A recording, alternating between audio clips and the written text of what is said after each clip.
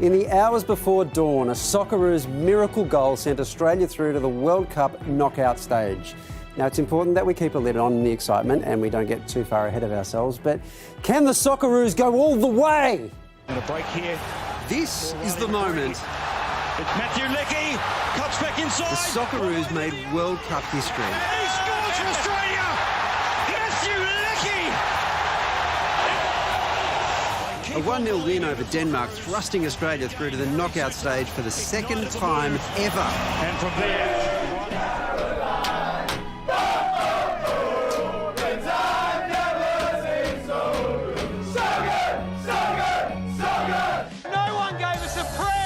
We showed them all, they're heroes. Come on! Leckie, oh, what a goal. Best goal of the World Cup by far. I'm going to remember it for the rest of my life. The Aussie underdogs are about to go buck wild. No celebrations, no emotion, sleep, no social media. Okay, guess not. But that didn't stop the centre of Melbourne from looking like a war zone at 3 a.m. At 3:20 in the morning, on a Thursday, Melbourne is on fire. This bloke's legs nearly carrying him to Qatar. Even Sydney pubs were allowed to stay open past their bedtime. If you're Danish, unlucky. If you're Australian, let's go! Aussie fans overseas calling on the PM to celebrate with a public holiday. Albo, that was one of the greatest sporting moments in Australian history. Give us a day off! Come on, Albo. Any boss who sacks anyone for not turning up today is a bum. 2 group stage wins, making this the Socceroos' most successful World Cup campaign ever. This generation is talking about emulating the 2006 squad and achieving the same goals that when they were 10 years of age they saw. But they'll have to get through the best player of all time to do it. No biggie, they reckon. We're capable, we've shown it, and now we've just got to believe and go out there and put in another performance of our lives. All right, let's see that winner one more time.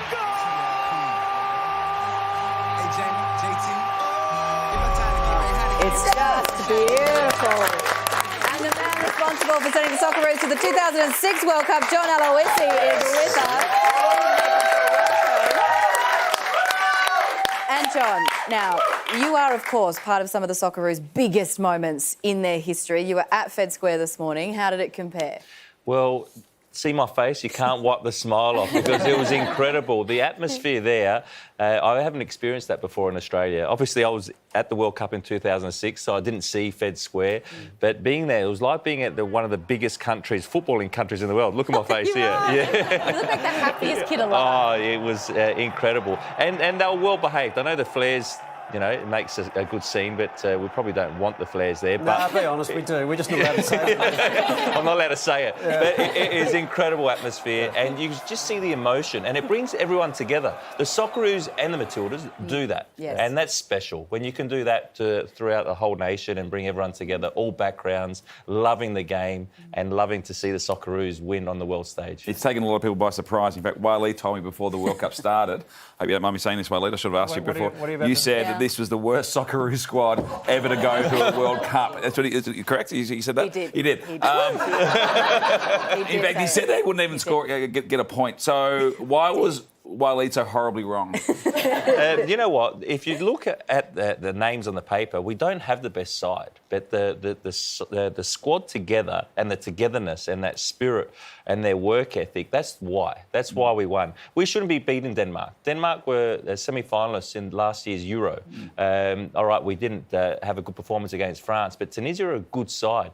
And we beat them through our hard work and our determination, our desire and fighting spirit together. Whenever they put on the green and gold, somehow they get extra energy, and that's why we won. And John, thank you for not playing in Pete's cesspool of a question. I appreciate that. What are you going to say now? Oh, it's a private conversation, but I apologise. I'm leaving. You're right. This is it. We're about to play Argentina in the knockout game. You've been there. Can you tell us what goes through your head? Like, how do you keep focused? I think it's just mainly worrying about your role within the team and trying to focus on that as much as possible. Focusing on, the team structures. Did we have to bring this up, though? Oh, yeah. I didn't realise this was coming up. This is probably the worst moment of my football career. I was on the field at this stage. It was incredible, really, because we were going head-to-head against Italy, the eventual world champions of this tournament, and right in the last kick of the game, we give away a penalty. Lucas Nil went to ground and Francesco Totti put it in the top corner. We didn't give away a penalty. We did. They awarded the penalty. The referee gave a penalty. They cheated. Yeah. But they're not in this World Cup. It's okay, guys. Karma. It could go down to something like that. And you can write your history and create history as a player, as a team, and one defining moment. And that was the defining moment of that game. How petrified is Lionel Messi right now? Is he petrified or are we petrified? I was trying to drum something up here. Look, I think that Lionel Messi won't be that scared because he's played against the best players in the world and he's arguably the best player of all time. He hasn't played against Harry Suter, has he? Yeah, well, that's true. Harry Suter was immense this morning. But one thing, Argentina will feel the pressure. Because this is Messi's last World Cup. He hasn't won a World Cup. And to go down to the best in history, he has to win the World Cup. Yeah. And so thinking it's Australia, they believe they're going to beat us easily. But it won't be easy because the boys will make sure that they give him one hell of a game. Well, he actually did say we could win this. So hopefully he's not wrong again. Socceroo Jackson Irvine is great. He had a chat with our good friend Tony Armstrong this morning, and he gave some real insight into what goes into marking such a big victory. At the moment, there won't be much enjoying going on. I'll be going straight down to start my recovery and, watch the second half of these games going on. Literally, just freeze my balls off for a bit. That's the way to start enjoying it. It's just full focus on the next one, mate. There'll be a time to reflect. So I forgot I'm live as well. We all wind down in different ways, don't we? Yeah, that's right. I know about freezing balls off. We should mention while you're here, you're of course the coach of Western United. Congratulations, won the championship and the A-League last year. There's a docu-series that's coming soon to Paramount Plus, which is fantastic, called United. I can't wait for that to it is, yeah. But what I would like to know is, would you, with all that success, amazing, would you trade that in for a win against Argentina this weekend? No. Oh.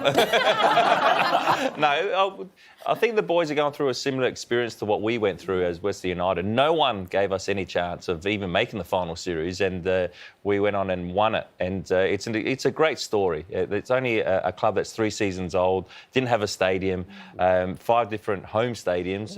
We're moving into our precinct next season at Tarneet. So it's a good story. Watch it and you'll enjoy. Well, you can watch it and you can catch it United on 10 Play next Wednesday, December 7. Plus, live A-Leagues action, of course, is available to watch every week on 10 Play, 10 Bold and Paramount Plus. John Aloisi, thank you so much for dropping by. Good luck to the Socceroos.